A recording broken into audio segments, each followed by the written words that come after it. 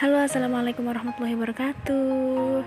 Oke, dalam video kali ini saya Lailia Dinda Maulidina dan Unsyiatun Jamila akan menjelaskan mengenai kiasan dasar, sistem dan metode kesukarelaan. Sebelum lanjut ke penjelasan kiasan dasar, sistem dan metode kesukarelaan, jangan lupa tekan tombol like, comment, and subscribe. Baik, yang pertama adalah kiasan dasar dalam gerakan pramuka. Nah, kiasan sendiri itu memiliki arti gambaran, sedangkan kiasan dasar berarti gambaran mengenai sesuatu yang disanjung dan didambakan. Kiasan dalam gerakan pramuka itu sendiri diambil dari romantika perjuangan bangsa Indonesia. Oleh karena itu, kiasan ini mengambil hal-hal yang berkaitan dengan perjuangan bangsa Indonesia, baik perjuangan pada masa lalu maupun perjuangan pembangunan pada masa sekarang. Kiasan dasar pramuka dari romantika perjuangan bangsa Indonesia itu telah mendasari kepramukaan di Indonesia, termasuk dalam penggunaan istilah-istilah di kepramukaan. Contoh kiasan dasar yang pertama itu dalam segi jenjang keanggotaan. Nah, dalam jenjang keanggotaan, pramuka itu terdiri dari 5 jenjang, yaitu siaga, penggalang, penegak, pandega, dan pembina. Yang pertama adalah siaga. Siaga ini anggota pramuka yang berusia mulai dari 7 tahun sampai 10 tahun. Nah, kelahiran Budi Utomo pada tanggal 20 Mei 1908 ini menjadi tonggak kebangkitan nasional. Ini pun menandai mulainya pergerakan baru, yaitu perjuangan menyiagakan rakyat. Nah, yang kedua ini adalah penggalang. Penggalang itu anggota pramuka yang berusia dari 11 tahun sampai 15 tahun. Kenapa dinamakan penggalang?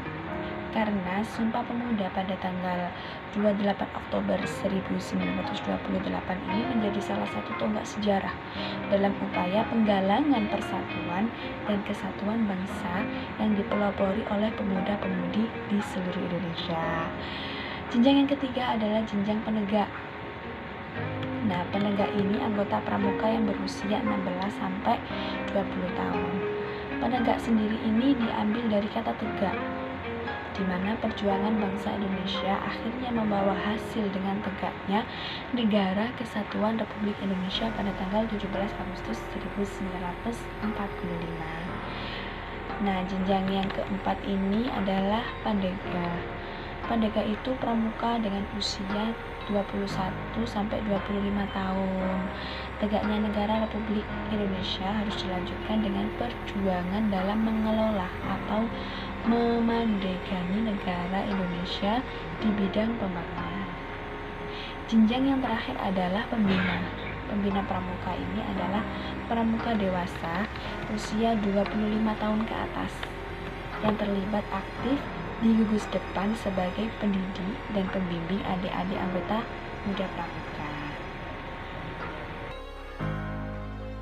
Nah, setelah kiasan dasar jenjang keanggotaan, sekarang kiasan dasar mengenai kecakapan umum dalam gerakan pramuka.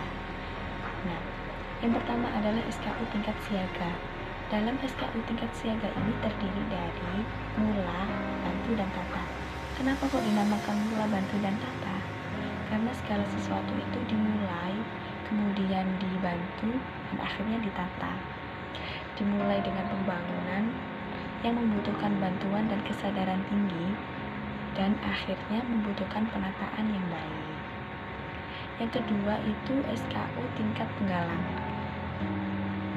Dalam SKU tingkat penggalang ini terdiri dari ramu, rakit, dan terap. Kenapa kok dinamakan dengan ramu, rakit, dan terap? Karena pembangunan itu diawali dengan meramu bahan yang sudah ada, kemudian kita rakit atau kita susun, dan akhirnya kita terap, kita praktekkan atau kita laksanakan. Yang ketiga adalah SKU tingkat penegak. Nah, dalam SKU tingkat penegak ini terdiri dari bantara dan laksana. Pembangunan tersebut kemudian membutuhkan bantara-bantara atau bisa dikatakan sebagai ajudan, pengawas atau kader pembangunan yang kuat stabil serta bermoral, yang sanggup melaksanakan pembangunan bangsa. Tingkat SKU yang terakhir yaitu pendidikan. Nah, setelah pembangunan itu berhasil, maka kita perlu adanya memandekani atau mengelola, bisa dikatakan juga memanage pembangunan tersebut.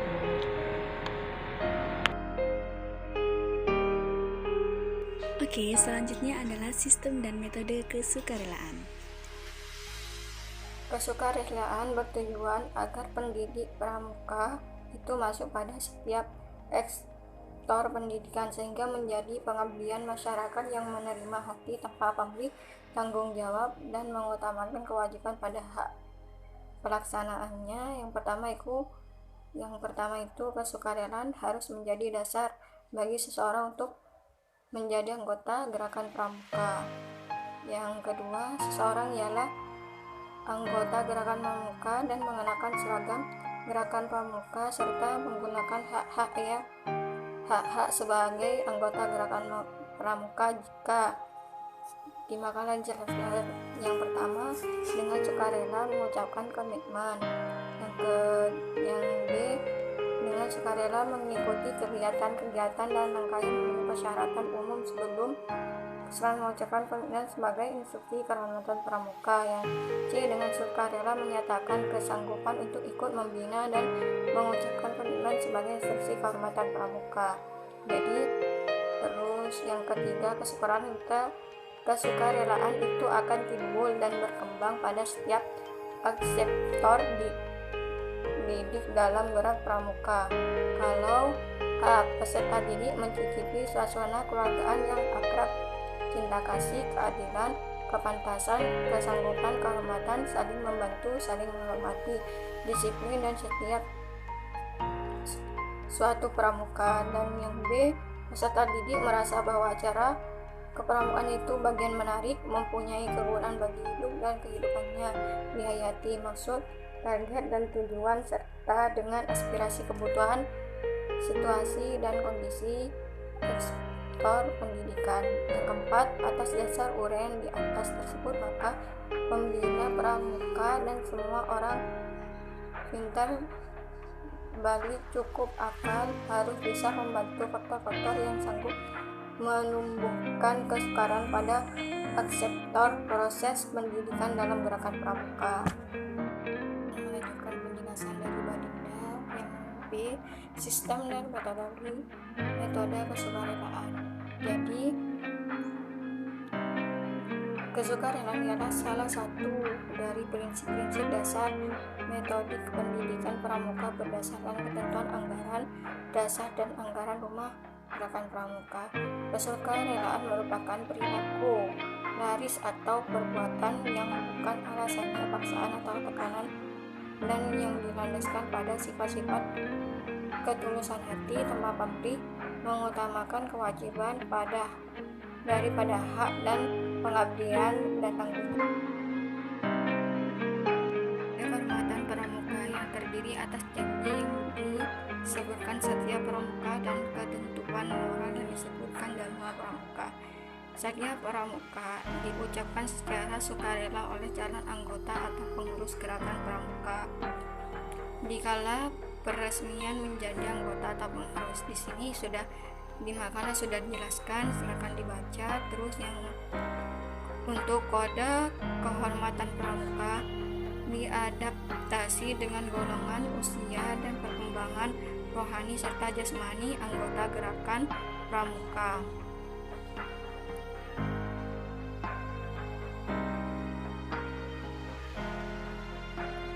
Di makalah sudah dituliskan secara detailnya apa isi dan apa kodenya, sudah dijelaskan, silakan dibaca. Sekian.